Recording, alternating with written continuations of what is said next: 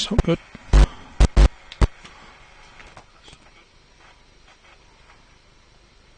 Sorry about the sound. That's a bit better. Here's me trying to sort out who's on the net, and I'm not realising the time had run on. Thanks very much to ON5AFB for clearing the frequency for us. As I say, you are welcome to join us. Right, that's sorted out. A very good evening to everybody on the GHGKQ. Hope you had a good Christmas. Yeah, my audio, I've got a dodgy 3.5mm jack plug. Just poke me in the chat if it goes faulty again, please. We're going to start with Paul, G6MNJ. So Paul, if you could go first. Let's have a bit more oomph so other people can see me.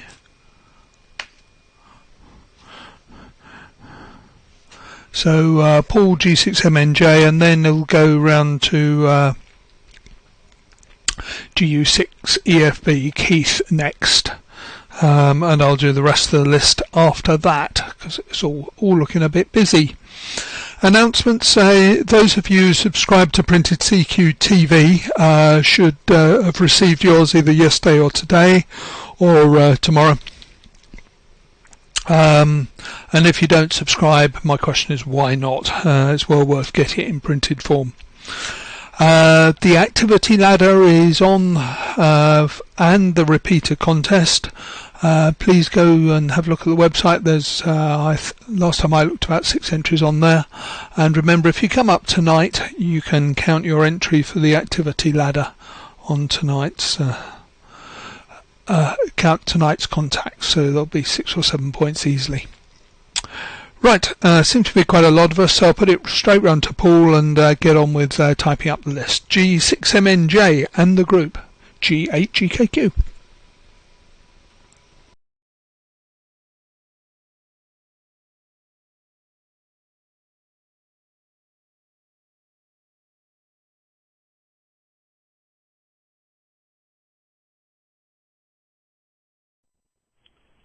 Okay, thanks for that. This is G6MNJ down here in sunny Cornwall.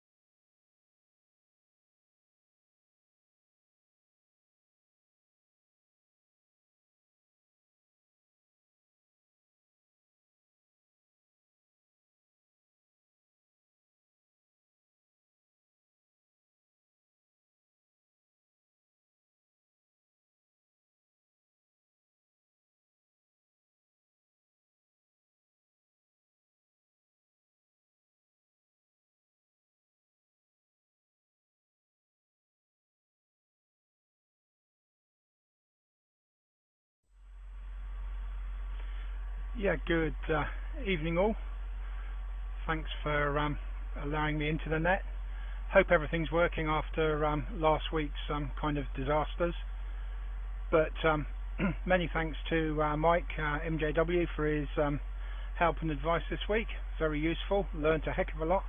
also thanks to Dave as well for his encouragement as well. Just looking to see who's next, and yeah, kind of a few things to show, but there's many people on, so I'll just keep it short. Down here in Guernsey, it's lovely and warm, about 12 degrees Celsius, and I've got the window open in the shack here because otherwise it will be getting too warm. I've got to sort out this amplifier, so apologies for the fan noise you can hear. I need to sort out getting it water cooled, so I'm looking forward to seeing what Roger's been up to.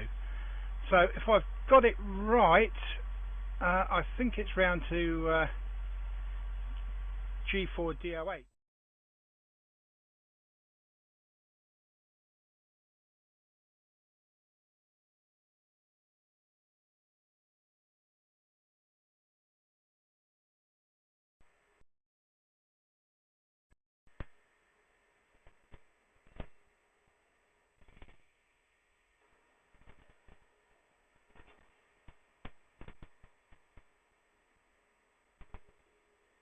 GU6CFB with the group GI4DOH. Thank you, Keith. I remember to turn your volume down. Still getting used to this DATV thing. So, yeah, well, that's it. Christmas over and all the rest, and so trying to get back to a normal life and playing with radio all the time. The only nice thing that Santa brought me was the 4-inch version of the Nano VNA. I'm getting too old, my hands too shaky, eyesight's too poor really for the tiny ones, so thought I would treat myself to that. And I think time hasn't been spent stuffing myself or spending time with relatives and things like that. So it was spent in rubbing down and priming the tripod that my friend made me for the bigger satellite dish. A lot of elbow grease in that, a lot of sore muscles I'd forgotten that I ever had, and the rest. That's done. Just want to give that a couple of days to cure before I get the final coat on it and get it outside and start using it.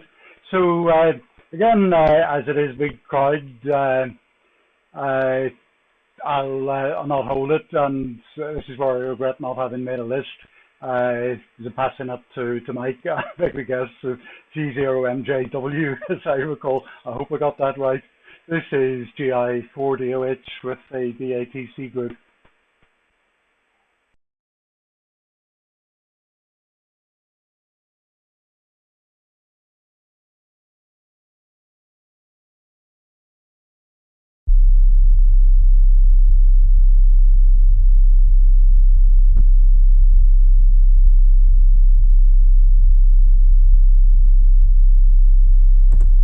Right, I'm just not receiving myself at the moment.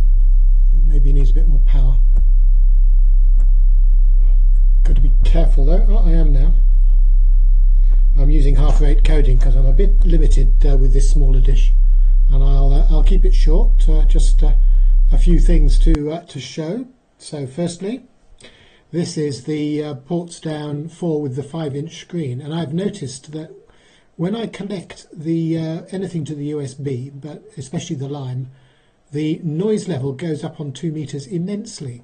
The antenna is about 5 meters above where this is at the moment, and it's really quite bad. So I tried grounding it; it doesn't seem to make any difference. So yeah, that's a problem because it makes 2 meter talkback unusable. And also using it on 2 meters, it deafens itself with its noise. So if anyone knows a solution to that, short of encasing it entirely in chicken wire like Noel's done, I'd be interested. Maybe we could use a mouse, Dave. I don't know if that's possible. On this, ground everything and have the mouse to press the buttons rather than the touch screen, so that you could put a wire mesh in front of it. I don't know. Right, let's go on to a picture of me so that you can all be appalled. There isn't a lot else to say, but Good to see Paul and Keith and Richard so far, and Dave, of course. I'm interested to hear about your Polycom experiences, Gareth. So let me know how you get on with that.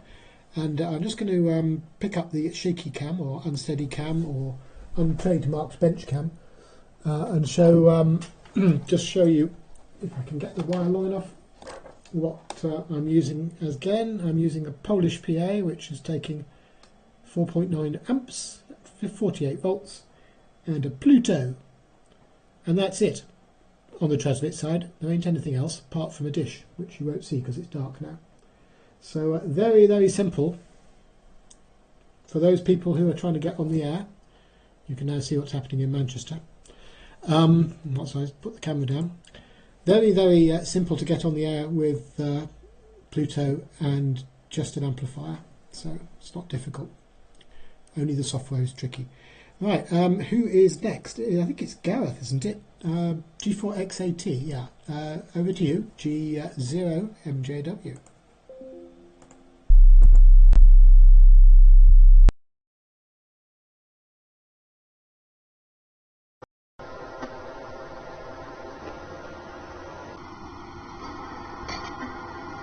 I hear my fans.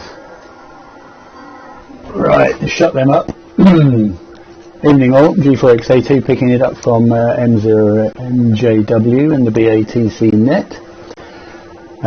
Well, I remember Happy New Year to all when it happens. And I've now got 2 working Polycom remotes, which are really rather nice. One's got batteries in, so it lights up. One came from the original vendor, who was good enough to post me a new one, and the other came with a second camera and lead. And that one works. It's a 9 suffix one rather than a 6, but I can't find any difference online except it's a slightly newer model. Okay, a couple of things I'd value the Hive's opinion on, if I find the right thing. I bought this, which was sold as a 3-way splitter, 800 to 2.5 gig, and I think what I'm looking at is multiple Wilkinson combiners. They're obviously low power for imbalance because the surface mount resistors are only tiny little things. But I bought it for the 4 nice, neat, compact, brand new screw-on end types. And from the same vendor, I was able to buy one of those. That's the same thing, only just a 2-port one, and I reckon that is doing the same job. I think that is a multi-frequency combiner splitter.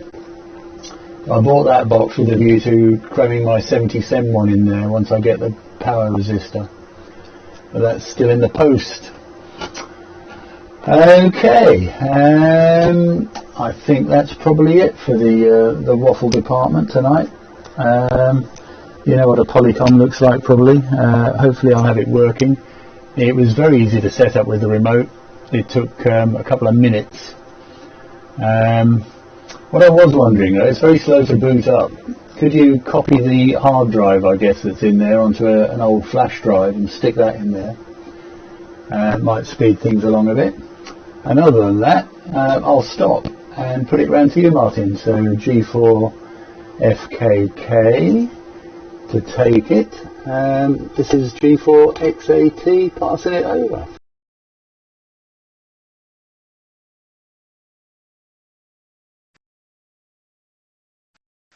Right, let's see if that works. Some miracle it does. It's probably too strong for Mike because he would probably rather not see me, I suspect. Right, there's my Polycom working away. I have got a second camera actually, and a cable. My second camera came with a cable, so that was a bonus. Let's go over there. But I haven't got the second one going yet because the other thing you need for the second camera is a 12-volt supply, which rather annoyingly seems to be on a 2.5mm coaxial power connector, wired the wrong way round, in my opinion. So negative up the spout and positive on the outer. Picture quality a bit blocky. Okay. Well, let's have a look. I can't have that, Jim. Oh, it doesn't look. Oh, it's a bit blocky, isn't it? Well, I'm not surprised. I was quite surprised it worked at all. H.264. That's why. I was testing things on 70sems earlier with Gareth. Again, no joy. running 90 watts on 70sems. I still couldn't get through to Gareth. Yeah, Jim, it's on H.264. I normally run it in H.265, so that's probably what's happening. I'll change that on the next one. Right, we had a disaster here. This is my 50 volt power supply. Sorry, no, it's not. It's my 24 volt power supply that I normally use on the Oscar 100 satellite, and that expired during the week. There's two NTC, presumably current inrush, current limiting things in it, and they emitted their smoke. So there's probably something else wrong with it as well. Anyway, I've bought a slack handful of things to which might help fix it. And then I remembered I'd got another one. I'd bought two at the same time, as I usually do. And I went up into the loft, dragged it down, and that didn't work either. So I took that to bits and found that there's a high power, high speed Schottky diode thing inside it, a pair of diodes in one case, and they hadn't bothered soldering that onto the printed circuit board. It may have worked during testing because it may have been making rough connection, I suppose. Anyway, it works. It's working now, as you can see. The other thing, I built something today. I was playing on 70sems, and I had a lash up 70sems preamp, a filtered preamp, which we tried, but very noisy, and most of the noise, Mike, this is on 70sems, not 2 meter, was coming from my Ryde receiver, my 5-inch Ryde. Quite a lot coming from the ports down. Anyway, I went to great lengths and put it in a box. There you go. I'm very pleased with this because it's a very long time since I've used a tobacco tin for building anything. Although, as you can see, the quality of the installation... I shouldn't do this when Roger's on, should I? IUZ. The quality of the construction leaves a lot to be desired. However, when you put it in the box and put the lid on, it doesn't pick up the noise from the ports down or the Ryde. So that's interesting. There's obviously a lot of noise coming out of them on all sorts of frequencies, but... what you need is an old tobacco tin. Right, just a quick one. Okay, Dave, thanks that this counts for the activity ladder. I'll have another go at that.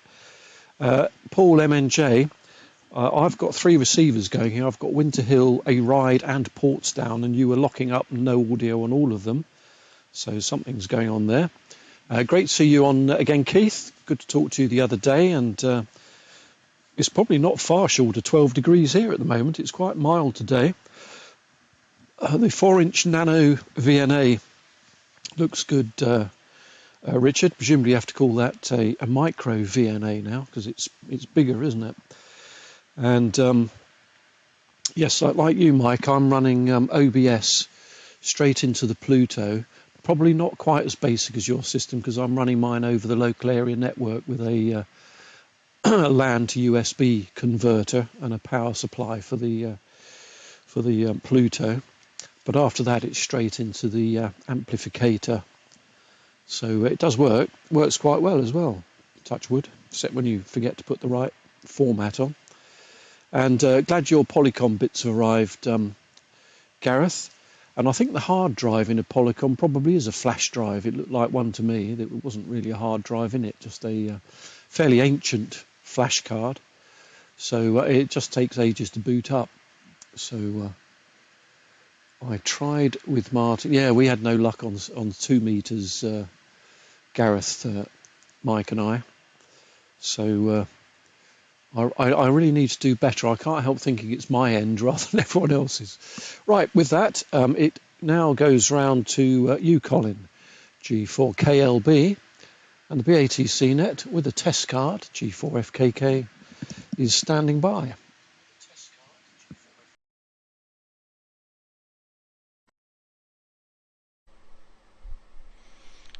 Okay, it's always a joy when the thing actually transmits when you press the key. Oh dear, oh dear. Anyway, there we are. Well, we're very festive in here at the moment, although Christmas has almost been cancelled due to all the occupants in here contracting the COVID, and they've been very ill actually. So I won't dwell on it too much because I've done a fair bit on SQ about it, but people are starting to recover now. So it's been a long. Ex-Whale's been sick for 2 weeks, and she's been quite bad actually, quite bad. So it was just fortunate that I was I would have stayed home anyway. I couldn't leave them; they weren't able to be left. But yeah, we've had a bit of a rough time, but we're gradually coming out of it. Each day now is slightly better than the previous one. So that's been going on. So, but what's been going on in the shack? Not a lot actually. Not a lot. Because obviously I need to look after them. I've had to. It takes all day, to do all the housework and checking on them and all this. You can't believe how long it takes, as well as all the animals that need looking after. It's like a zoo here. It is with all these animals that need looking at. Anyway, let's move on.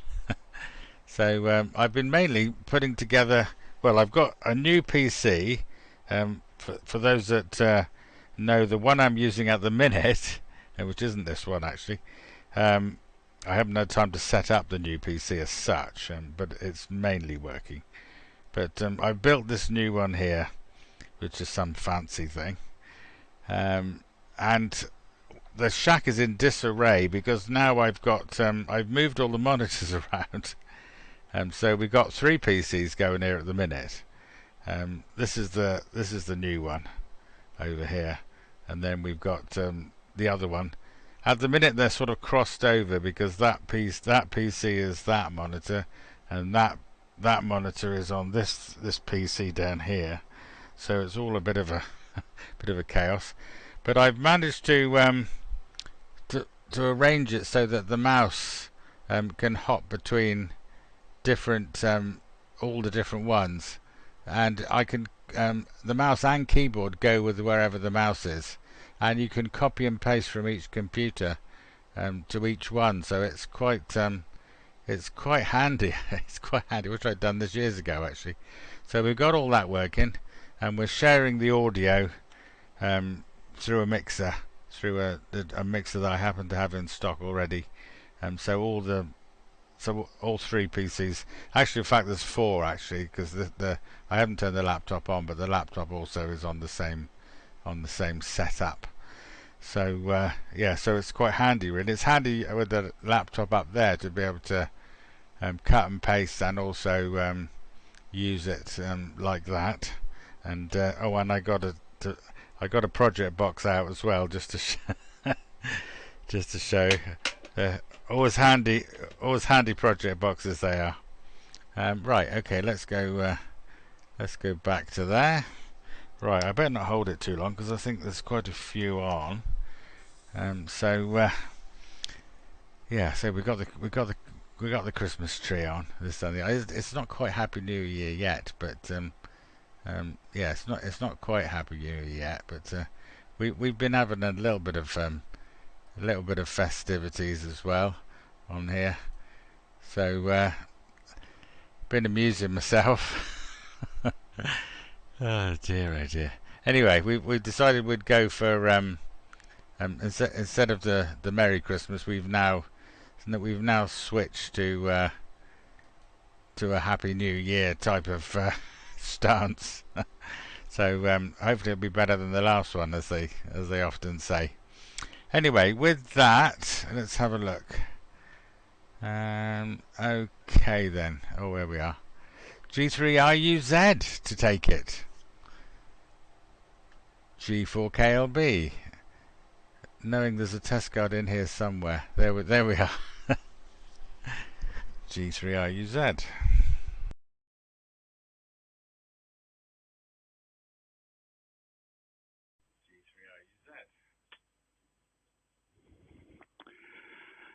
Thank you very much, Colin.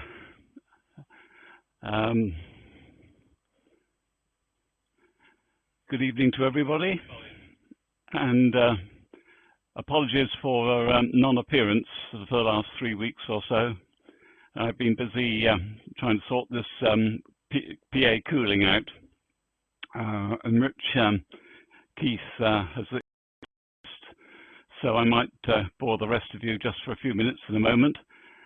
But season's greetings belatedly, and Colin, so sorry to hear that of your trials and tribulations with all the family, but glad to know that things are now improving for you. Right, well, as I say, the main activity here, apart from the seasonal bits, has been to try and solve the problems of an overheating PA, which is entirely my fault for being rather thick and just a complete newbie where this sort of PA is concerned. Jim NTJ will be will be smiling, I think, rather ruefully about this. Anyway, let's see what we're about. This was the problem. When I decided to come on, or aim to come on DATV, I had this very nice box, and that's the problem, isn't it? If you've got a nice box, you want to put things in it. And I decided, as it was a beautiful weatherproof box with hermetically sealed, it would be ideal for a QO100 PA. Now the problem is here, that's such a long way from the one and only place that I can put the dish. I have to go down on 70 sems, about 20 meters or so, and I built this little unit. You see I cheated Martin by just buying these two bits, the 70 sems to 2.4 transverter and the little 12 volt PA sat on a air-cooled heatsink. There's another view of it.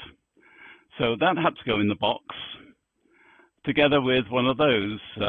And thank you, Jim. I think you're watching.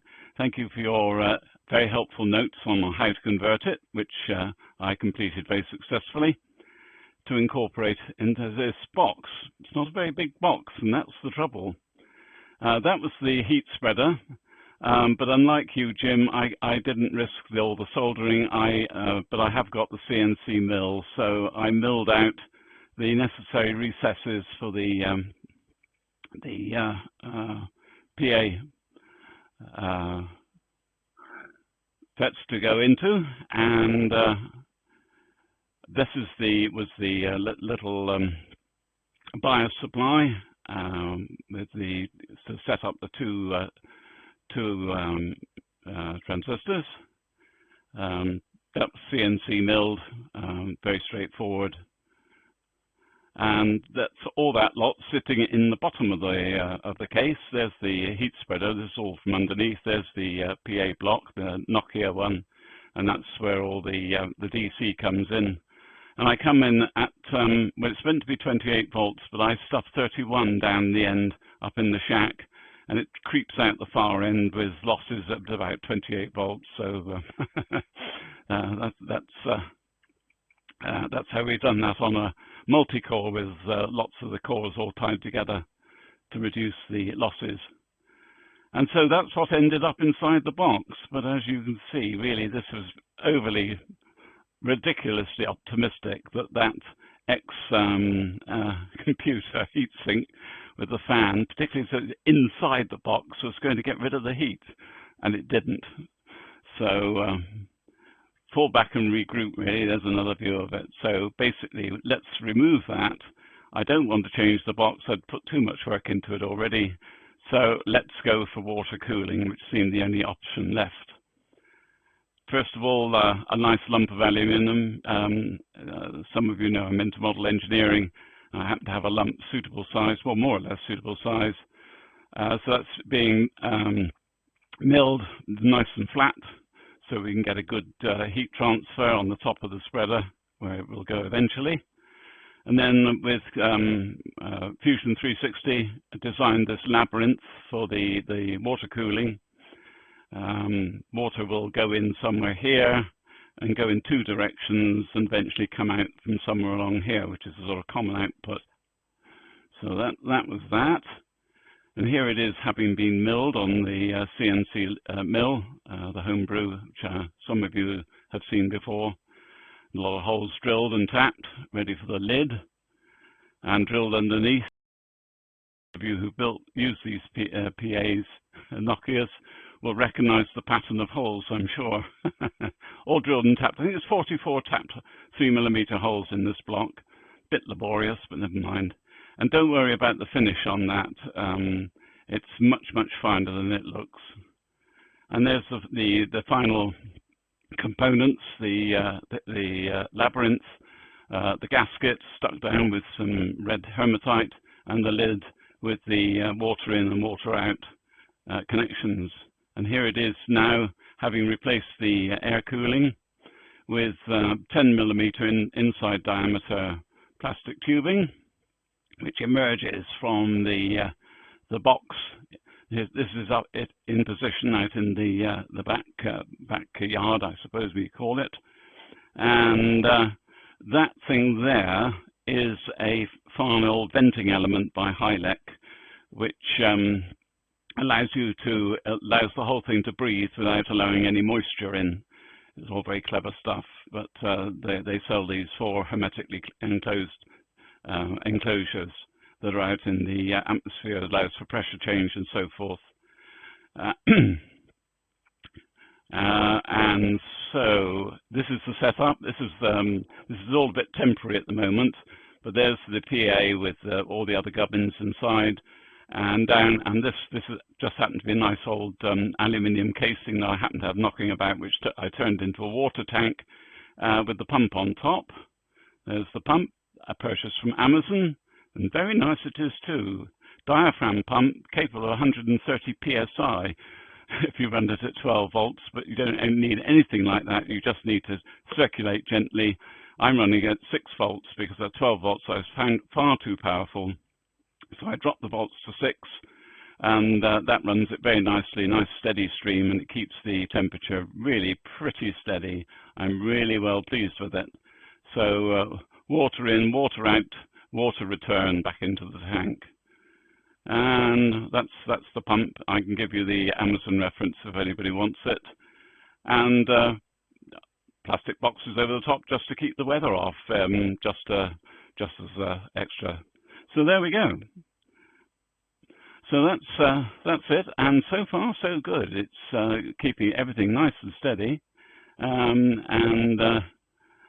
Yes, of course, Jim, I've just seen your point. Yes, don't worry, I've got the ethylene glycol all ready for it, the antifreeze mix. It's running on water at the moment. I don't think we need any antifreeze for the next day or two. But that will, of course, be filled with ready-mixed antifreeze, which is good down to about -50. So I think we're pretty safe. And, of course, it has preservative in it, so we won't get any aluminium. Why not cool the driver amplifier gets cooled because it's sitting on the same heat spreader. Right, that's more than enough for me. And it goes to you, James, G0DQH, and thank you very much for the little 12-volt power supplies arrived safely this morning. There is an email from me, and I'll perhaps you let me know how I can reimburse your postage. So to G0.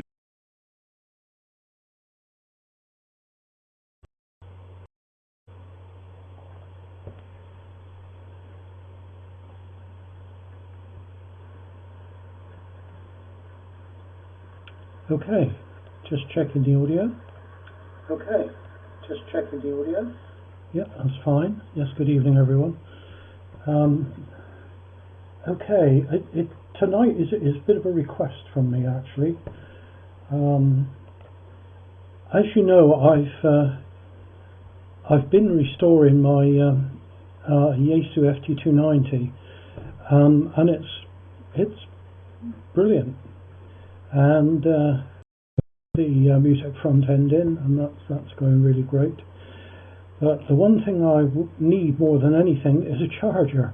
I've managed to get hold of the DX for it, the NiCads, and they're all in, but I haven't got a charger for it.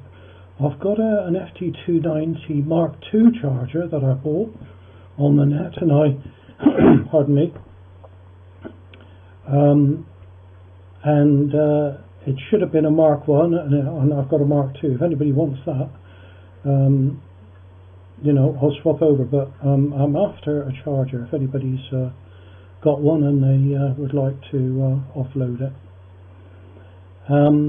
Mike, I'll email you in a few minutes and carry on with what I would like if it's possible.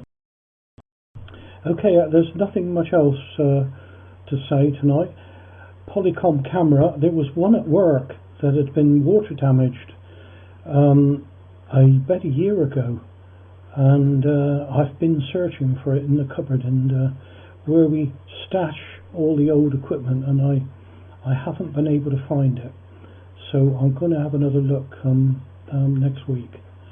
I was into work today and yet again yesterday, so some of us got to keep the old telephone systems going. So that's really all it is from me tonight, and I will not come back a second go, but I'll be watching if you don't mind. So who's next? G8CKQ to take it. This is G0DQH. Location is between Southampton and Winchester in Chandlersford. Very good evening to everyone.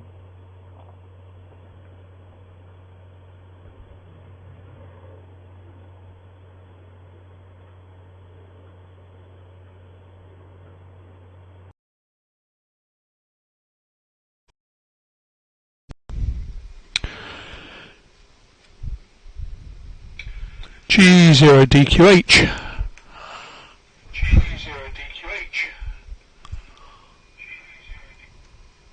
Got hit the mute that time. And the net, G8GKQ. Okay, James. 290 charger. I will have a look. I recall seeing one, and I can't remember whether it was in my garage or whether it went, but I will look. And thank you very much for the 12-volt modules. I'll update you on the project for them when they get put into use. So thank you very much for that. While I'm on the thank yous in anticipation to Gareth, the 3D printing job. That'll be good. Paul G6MNJ, the vision was good, but no audio in the end, but you can have another try straight after this transmission. I'm not sure what was up there. Mike and Martin, you both commented on radio noise from the Raspberry Pi. Yes, it's a major issue that I have when out portable. I'm tending towards Knowles chicken wire solution.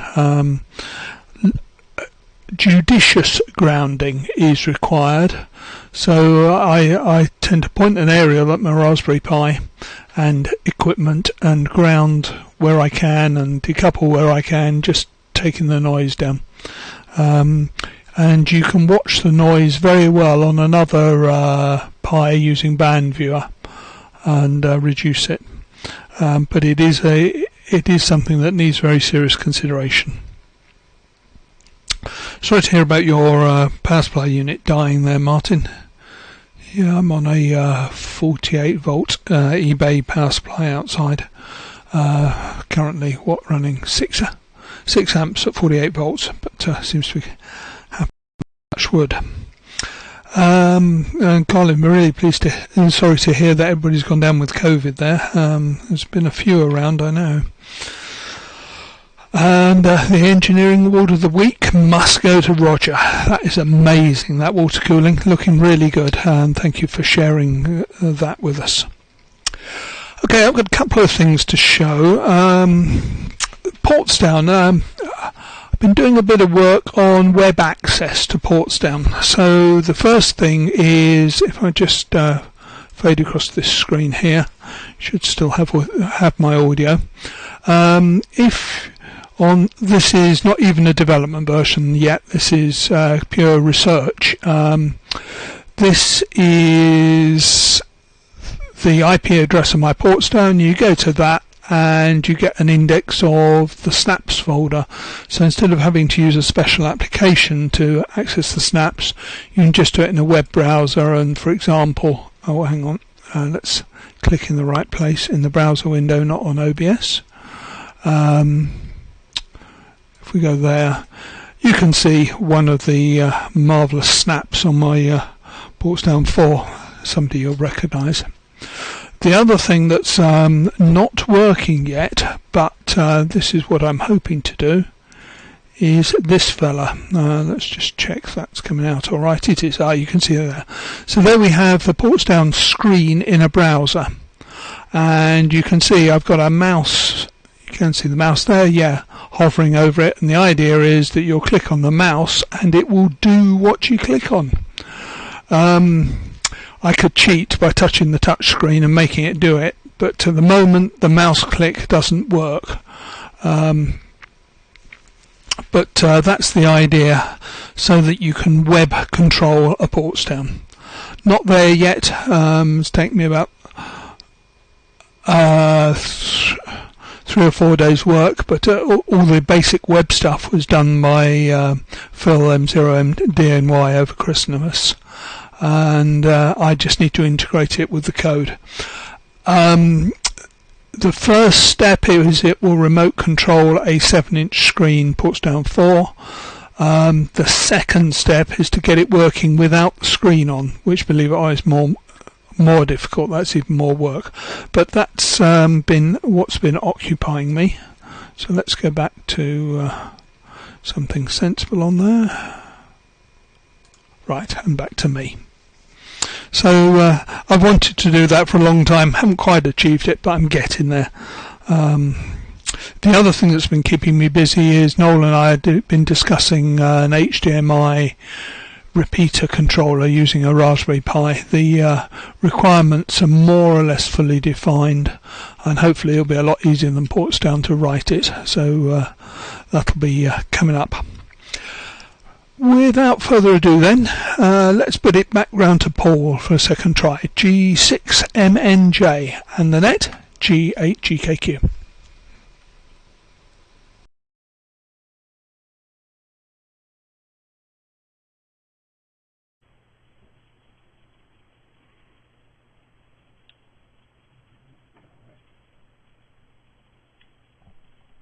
Right, well, that's the RF up.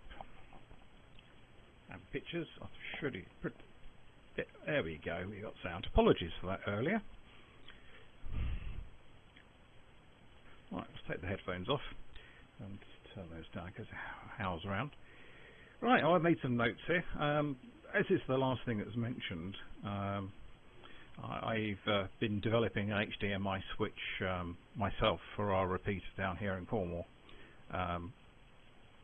Different approach to Noel and yourself, and if I sent Noel and Mike LES a lot of details of what I've done, but it's basically hardware solution rather than Raspberry Pi or Arduino, on the basis that the thinking was hardware solutions probably going to be a bit more solid and reliable. Fundamentally it's in 3 parts. The first part is a logic circuit with 5 inputs and 5 outputs, and that's prioritized. So, you know, if something's busy on channel 2, and channel 1 comes live, it switches channel 1 on. But if channel 5 came alive and channel 2 was busy, it would just duly ignore it. Then the next trick, of course, was I decided to, being the cheapskate that I am, use one of these infrared remote control HDMI switches you can get off eBay for about £5, I think it was, which includes an infrared receiver, remote control and power lead, and basically take the innards of the remote control out, put it inside my box, and then use a little bit more TTL logic to pulse a relay across the button contacts. And it's been working great on the workbench up until I destroyed the remote control, but I have been hacking away at this for about 8 weeks, so I'm not surprised it broke. So that's what we're working on down here, and that's going to end up in GP3 HQ. HQ? NQ. Get it right, Paul. Keep calling it HQ. It feels like HQ because I spend most of my life up there. But yes, so we, having upgraded the transmitter just recently to a Portsdown, running 1 mega symbol H.264 on 2/3. But for the moment, hanging on to composite video. Looking forward to ripping out all the video nonsense and sync detectors, and just putting a far more simple solution of HDMI in, which of course then will mean we will pass 720p through the box. So that's fun. The upgrade went very well down here on the Portsdown system, with the Pluto settled down very quickly indeed. If anybody's read my article, thank you, and I apologise for wasting 5 minutes of your life. But one of the things I would recommend to anybody is hardware encoder. It's been an absolute dream. Superb bit of kit. Right. Yeah, speaking of the repeater site, G4FKK, you mentioned you've been playing on 70 SEMs. Well, we've got a 70 SEM input as well as a 23 and a 2 meter input for NQ. Boy, oh boy, we're really struggling with that. We've tried it with bandpass filters, preamplifiers, no amplifiers, no filters, and I am only, 9 miles away from the repeater, and with 150 watts I cannot get into it. But to be fair, on the same site we have a 70 SEMS repeater and a beacon on 70, so we need to look further into that, and I'm going to try and delegate that to somebody else to solve. I can't remember who it was now. One of the stations got themselves a Christmas present of a VNA, which oddly is exactly the same VNA that I ordered not 2 hours ago from Amazon, and it's due here tomorrow. Because one of the little jobs I want to do here in my shack is to sort out look-through on 23 SEMs. I've got numerous filters already made for 23, but they're all tuned to the wrong frequency. So that's a little job we need to sort out. Then the final question to G4KLB: how did you share your mouse and keyboard with the ability to copy and paste across the different operating systems, or well, different, I presume they are, in your shack? I'm very, very interested in that, so I'd love to know more about that if you wouldn't mind telling me. So that's it from Cornwall, this time with audio.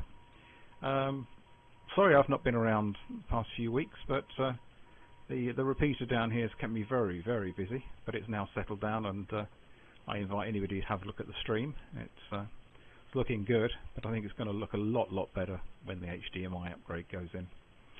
So 73 is all stations. Happy New Year, and hopefully it will be a healthy and safe one for everybody. Right, get the test card up. I'm not sure who to pass it to. Oh, hang on a second. There's a list, isn't there? They probably know who they are anyway. GU6EFB to take it. There you go. I can scroll back through that list.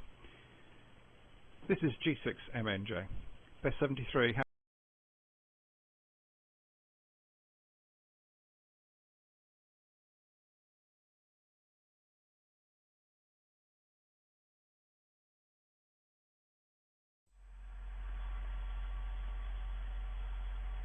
Yeah, thanks, Paul. All interested? Yeah, thanks, Paul.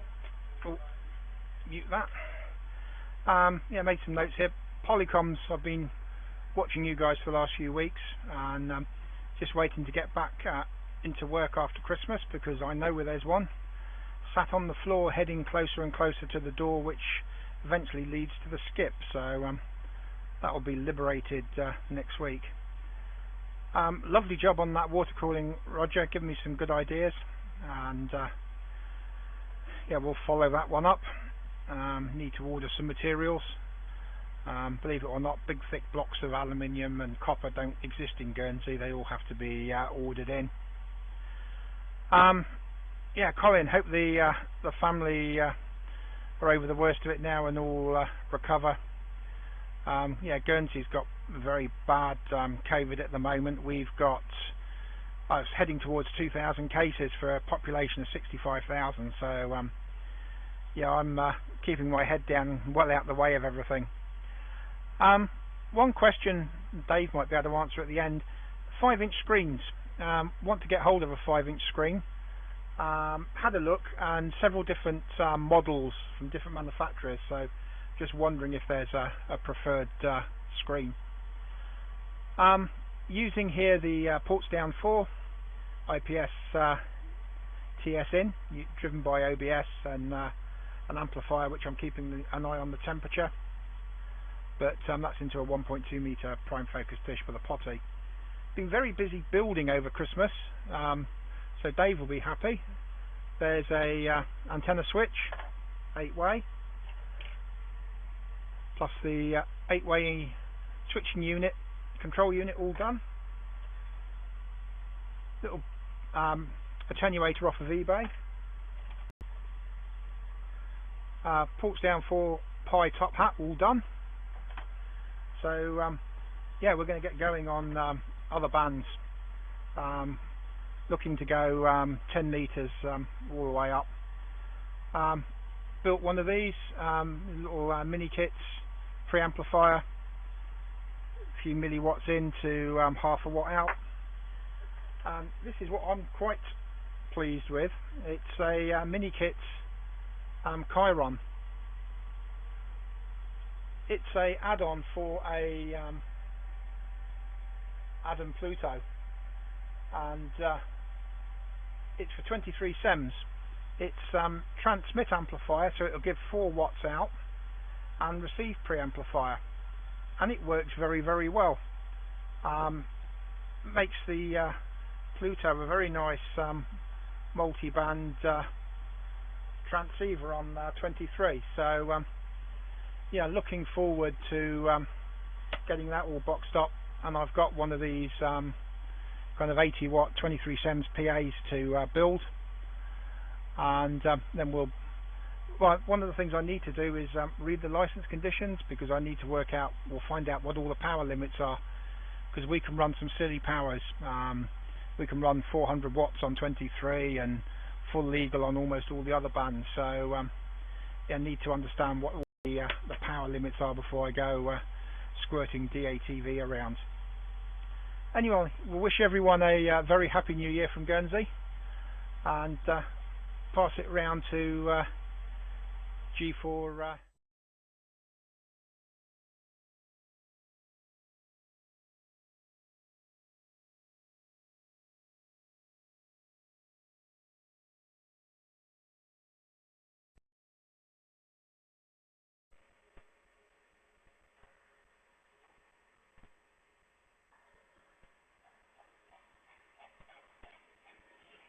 GU6 CFE with the group. This is GI4DH.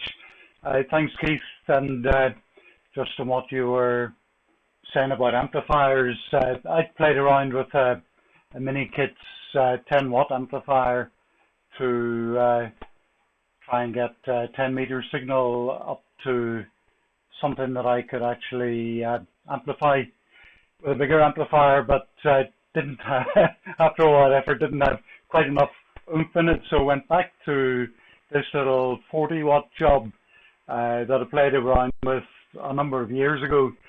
The idea with that. I think it was to try and get my KX3 up to drive in my linear amplifier to full power. So unfortunately, it's designed to work with something like 10 milliwatts in, which is ideal. But I'd actually stripped out the first stage of it because that was more than I needed with my KX3 input. So I'm having to reinstate that at the moment. And I did. This is nothing to your sort of heat sinks, Roger, but that was my little sort of test thing, and I'm sort of hoping that will be adequate cooling when the time comes. No water, no fuss or anything like that, hopefully. But I'm very impressive, Roger, with what you've got there. Another one of your feats of engineering. And Dave, it's good to see that development is still ongoing. It's just so amazing in my journey so far in DATV, what I've been able to do because of all the groundwork that's been done by yourself and so many others that's been made available to us. It's absolutely fantastic to be able to get into something like this. And Paul, the VNA, that particular one, and somebody asked about whether Amazon was the thing or not. I got mine from the place that advertises towards the back of Radcom. The last 2 or 3 pages of Radcom has an advertisement there, and that's what I went for. It did state 2 gigahertz, although the VNA, micro VNA, possibly Martin as you suggest, as opposed to nano VNA, does categorically state 1.5 gig on the back, but whether that's just within spec and then it goes a bit beyond that, I don't know. But so honestly, above 23 centimeter, I don't have any interest until I get to 13 centimeters, so it doesn't really matter with that. What I'll say, yeah, Mike, the noise, well, I was beaten to it. The thing about ferrites, and there's a whole bag of them. My experience with HF has been that generally anything that's got a USB lead on it has got a ferrite on it. In fact, I'm doing a talk next week. Forgive my apologies now, I won't be around next week. At our club meeting on, I think I've titled it Ferrite and More Ferrite. And it's about 2 things. One, radiating from your coax, but also picking up picking up noise on your coax, and then of course all the other leads. And ferrite will always help, but it doesn't guarantee getting things down to the sort of level you need. So I actually need to check my own ports down for 2 meters with a 2 meter receiver, but I wasn't aware of anything. And the Raspberry Pi is in a die-cast box, but there's still ample room for the little 7-inch monitor plastic container to allow radiation from the PCB. I need to check that out. It's one of the things sent to try us. And yeah, Colin, just commiserations on the health thing. So try to keep my head down, but you do have to go out, and you get sisters who want to be hugged and things like that. But you just have to do what you have to do and take the chances. Glad that although you say it's been serious, that it does seem to not be sort of catastrophic in itself, but it's not something we want to have to go through. And James, I think James is going on, but again, James can only commiserate with the idea of work. I actually start drawing my state pension next month, so payback time. So enough waffle from me. I think I've shown all my my toys. I wish you all a very happy new year, hopefully a much better one for all of us, prosperous prosperity, health, and all the rest. And I'll not be around next week, but should be around the week after. So pass it round to you again, Mike, G0MJW with the BATC group. This is GI4DOH.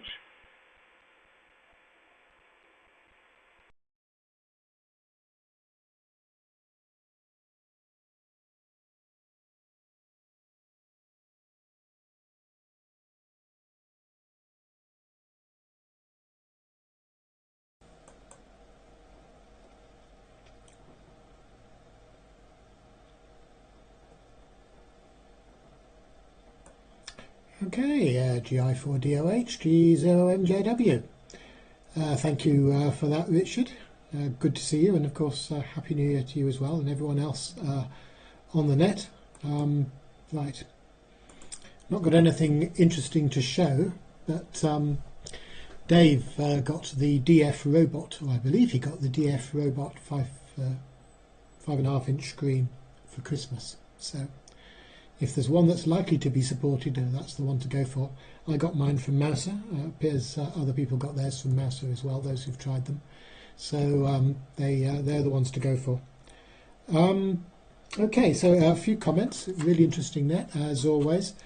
So let's just summarise them, and I'll skip over several of the things I wrote here, but I can't really skip over Roger's amazing metalwork and his water cooling system. That looks really, really good, and that's the solution. That's the way to do it, isn't it? Water cooling. So I think we all have to think about doing that.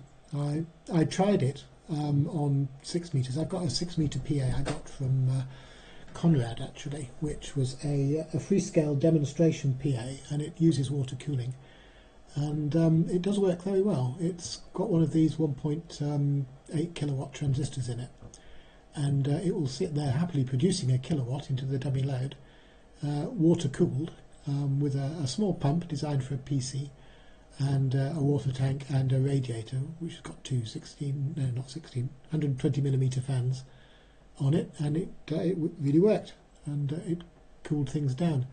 James, you're asking about FT290 charger. I spotted one actually on, I did a Google search and one came up second-hand 1995, so I would think that's probably your best bet. So have a look at that. I posted something on the about it. And was it Paul who was talking about GB3 getting into the local repeater? I'm trying to get into GB3 UD here, and I can't understand why, because it's a whacking great signal. I just don't get in, and I think it's multipath, and it could be the slope of my antenna, I guess, or its gain or something like that as well. But it's 4 mega symbols. It is line of sight, but there's bound to be a ground reflection, and I think that's what's causing problems. And with it being 4 megahertz wide, I think that's the problem. So if it was DVB-T, it would probably work, or if it was 333 kilosymbols, it would probably work most of the time and then fade out every so often. But with it being 4 megahertz wide, I think it's the multipath. So I've just got an unfortunate reflection that's stopping me getting in, and increasing the power is not going to make any difference. So that could be what it was. The Chiron that Keith was showing, that looks really interesting. I was hoping to get those, but of course mini kits are not actually selling them to the UK at the moment. You're right in Guernsey though, so perhaps you should start an import business. And okay, Paul, so maybe it's a different situation for you, unless the multipath's really bad. But you know, I should be able to get into it. I'm running a lot more power than it is, and it's a stonking great signal here, so I ought to be a stonking great signal there, logically. Unless there's something really wrong with the antenna bandwidth. That's possible because they're 160 megahertz apart. Anyway, with that, oh yes, Dave, web access to the ports down, that does sound really, really good. So looking forward to seeing that work. And I was going to say, would that mean you don't need the screen? But maybe you do need the screen at the moment anyway. But yeah, that's something to look forward to, I think. And it would solve my problem with the chicken wire. We suspect its antenna is a halo. Right, okay. I will keep quiet because I happen to have one of those. Right, who's next? Gareth. Over to you, Gareth, and hopefully you're going to get your Polycom on the air soon.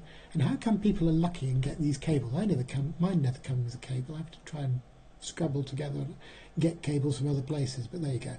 G4X80, G0MJW.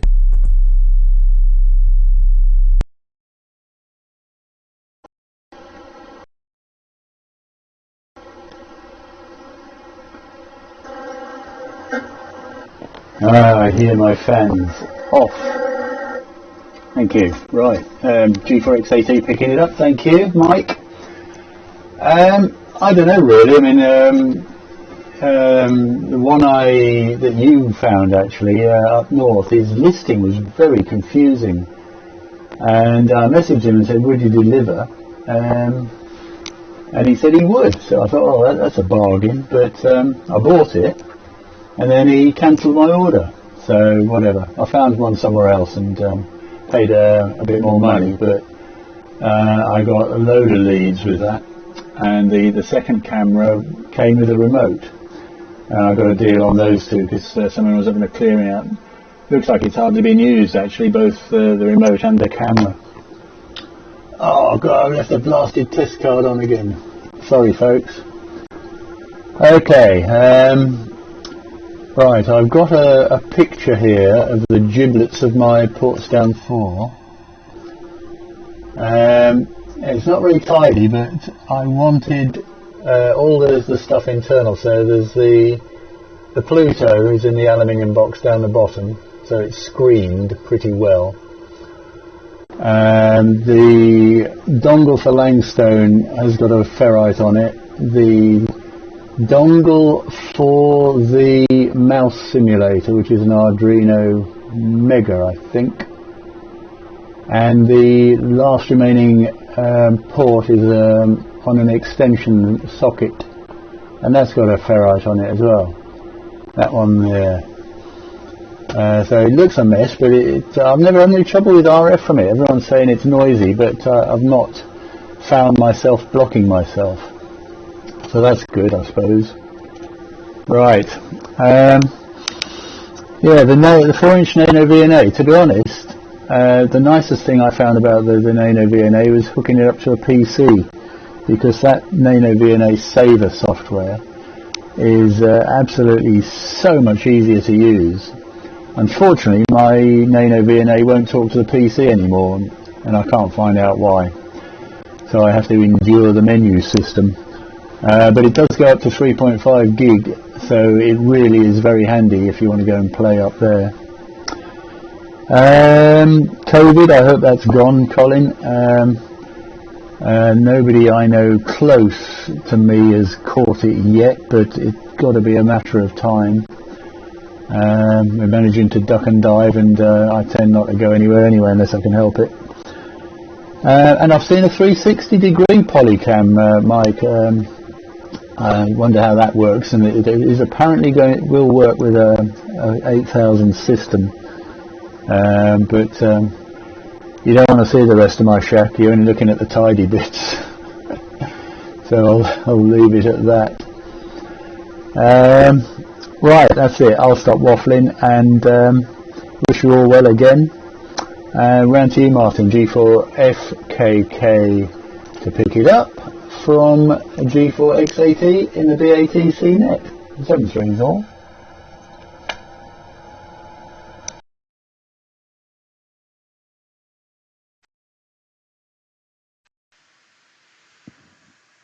Yep, fine, Gareth. G4X80.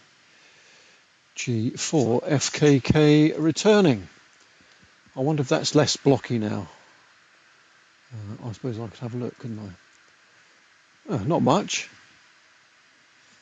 Oh well, it's good enough for jazz, as they used to say. Anyway, very good. And yes, I got an interesting Polycom camera. I was just about to get it when you put it over to me, Gareth, and it's boxed up on another part of the house. So that can wait for excitement later on.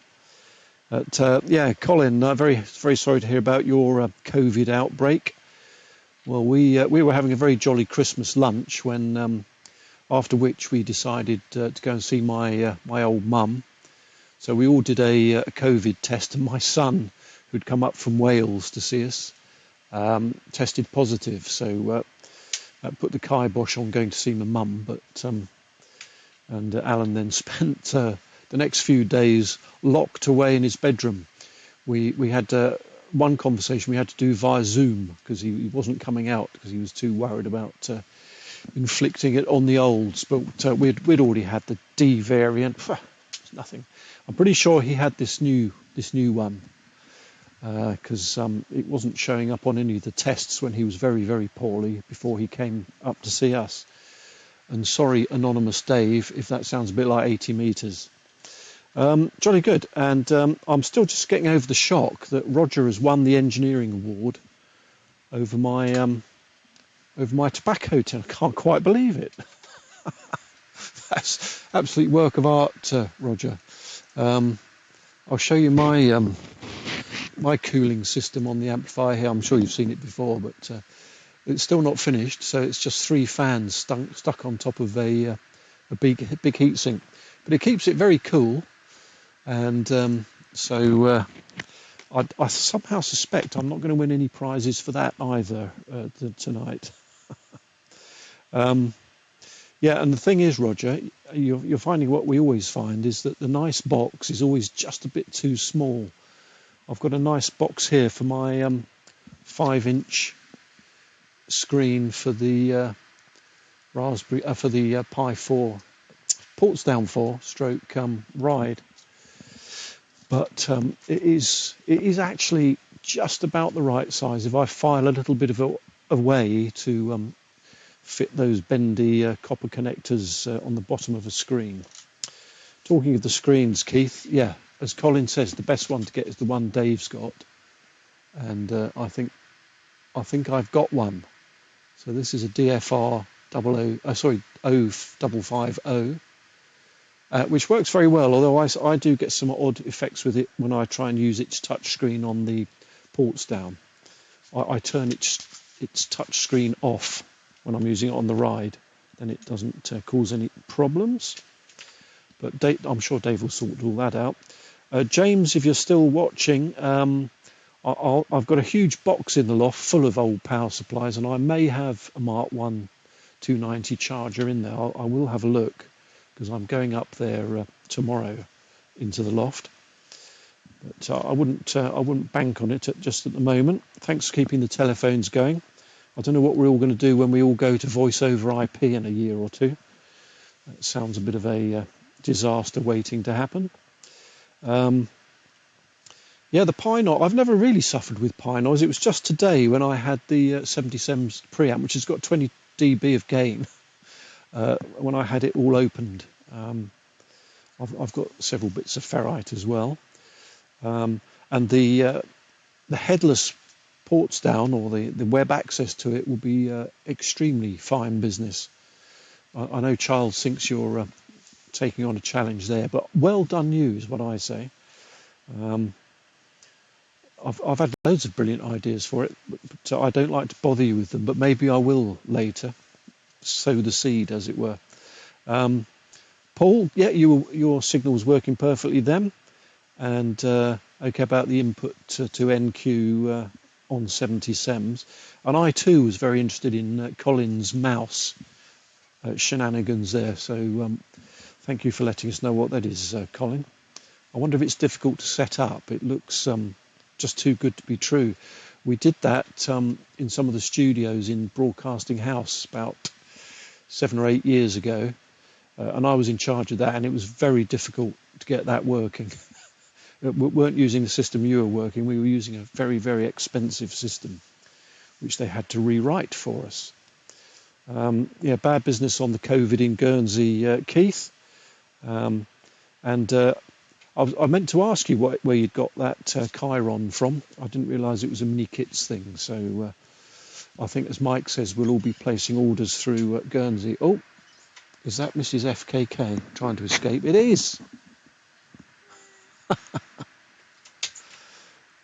She usually goes for no publicity, but there you go.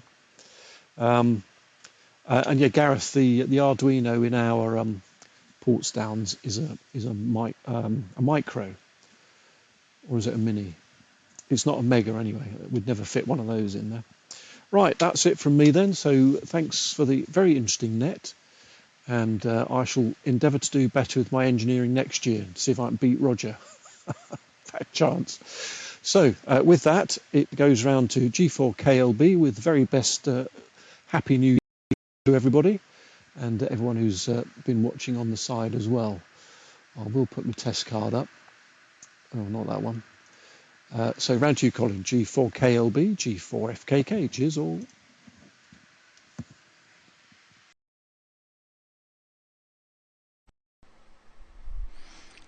Okay, thanks a lot. Excellent. Yeah, that's quite easy to set up, that actually.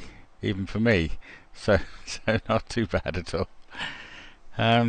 Yeah, I looked at various ones, but that one seemed to suit my purpose, and being able to I've copied the whole folder. Actually, I experimented. I've got a rather large mini tune folder, and I copied the whole folder and dragged it across to the new machine, and it all went across perfectly. So that was like, there's more in there than I actually need, really. But yeah, that worked fine. So that was very good. Input Director, it's called. Just search for on there. It's a free program. So that was very good indeed. There are plenty of others, and obviously I haven't checked to see cross-platform because I wasn't looking for that, but there was a link up there as well. Thanks for that, as another alternative. But quite easy to set up. Very easy actually. You can watch a YouTube video. That's the way these days, it seems. So very good. Yes, the Waveshare, the 5-inch screen. Obviously, get the one whatever Dave's got, and then it'll probably carry on working. If it, I say it probably will be supported. I think, but I say he hasn't said that yet. Strictly speaking, it depends how the Christmas present works out, I guess. Okay, so yeah, but you can see this is my one. That's the 5-inch screen. There's no QRM on there at the minute, so 750 seems particularly a thing. One thing that is bad is this. The screen on this device is an absolute nightmare at 750.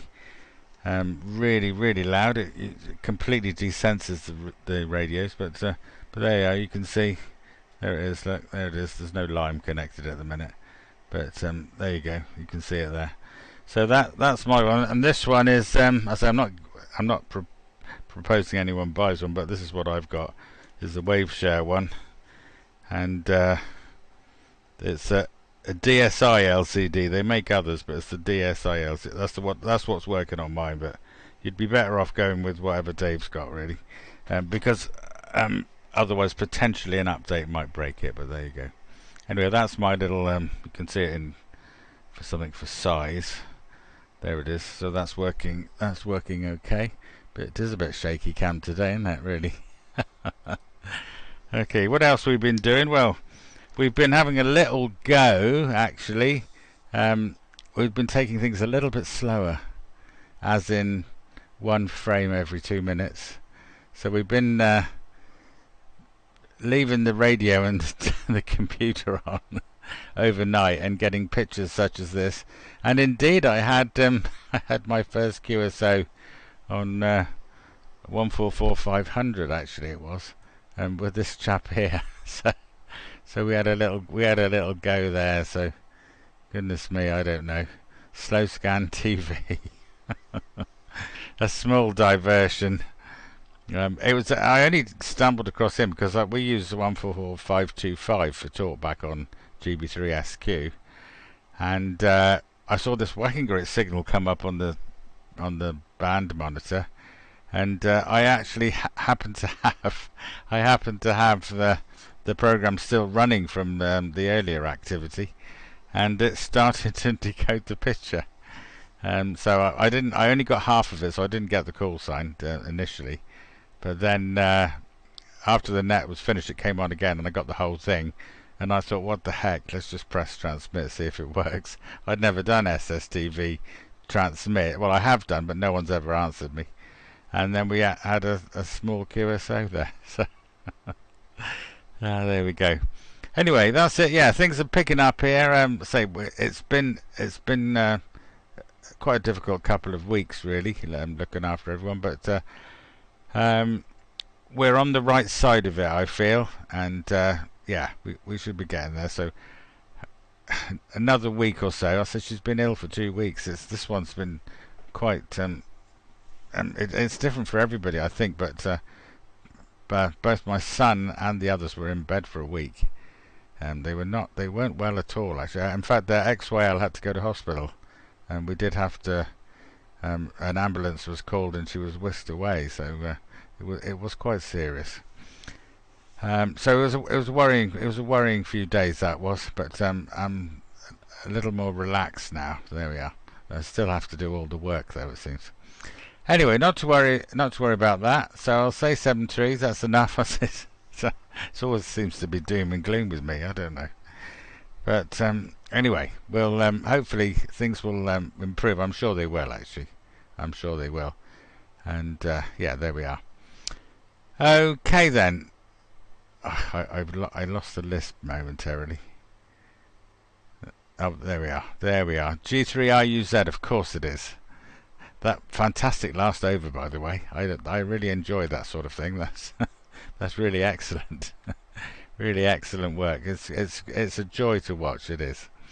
Okay then. 7 trees then. G4KLB.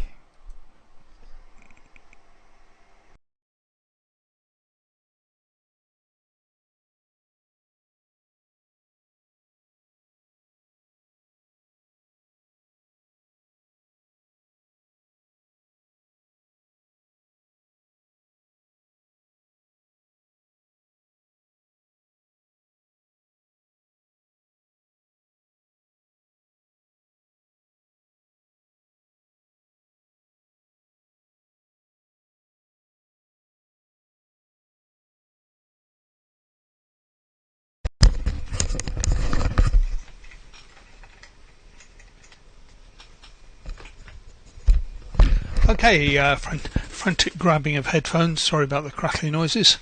Roger, if you can be prepared to have a go after my over, that would be great. And then we'll close the net after you. Comments I've got. Paul, yeah, great that you're working on that repeater. I think a lot of the ideas you're coming up with, we will try and put in the Raspberry Pi controller. And your point about the not having internet access was for the timing was very good. I will look at whether I can incorporate that module into the controller to overcome that problem. Keith, it's great to see you on. There were some comments on the chat about your picture being foggy. I think the issue is you've probably got a light that's side on to the camera lens. If you look at my image, like when I do that, you'll see that goes all foggy as well. It's just light on the side of the camera lens. So if you put a shade on it, your image would look a lot better. And as everybody has been saying, the screen that is most likely to work is the Mauser 5-inch one. I won't bother holding it up to the camera because I've got a box exactly like the one that Martin showed. That's the one I'm going to test and try and get working.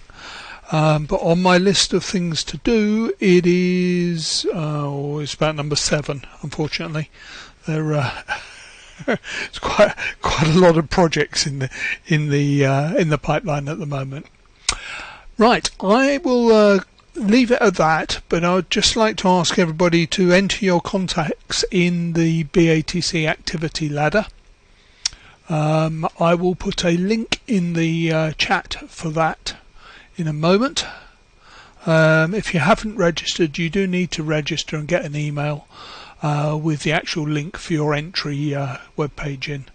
But please put those contacts in the BATC ladder, and we'll put it round for Roger to have another try, and then we'll close the net. G3RUZ and the BATC Net.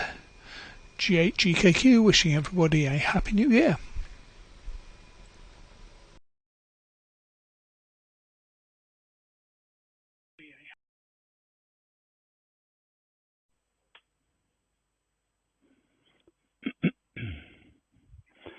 Right, I think we're in business. I had to reboot the ports down, which is not something I've had to do before, which is sorry about that. Right, right, yeah. Well, thank you very much indeed for a most interesting evening, and thank you for the kind remarks. I think you, particularly Martin, are far too self-effacing. I completely forgot to. when you'd shown your tobacco tin earlier on, it occurred to me I should refer you to this, which will help to bring you some comfort, I think. So if we go there, now that go back to the picture you saw before. To begin with, when I first built this, these were unscreened. I discovered very quickly you need a lot of screening when you start messing about with these rather higher frequencies than I've been used to in the other 70 years of my license. So if we just whistle on from that, you will see, look, it's all boxed in now.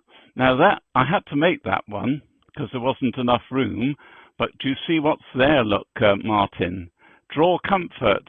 Look, it's a tobacco tin. Yes, there was a real cheat. But so you see, all is not lost. And in fact, if anybody wants some tobacco tins, I have a very large supply, because in my misspent youth, particularly in the RAF and then with the BBC, I was an inveterate pipe smoker, and I never threw the tins away because I knew they'd come in useful, and of course they have. But notice it's the absolute top quality. I mean, they're not any old tobacco tins. So if anybody ever wants some tobacco tins, please contact me. I have I won't say endless source, but you can have half a dozen at a time, whatever you can contribute to the postage.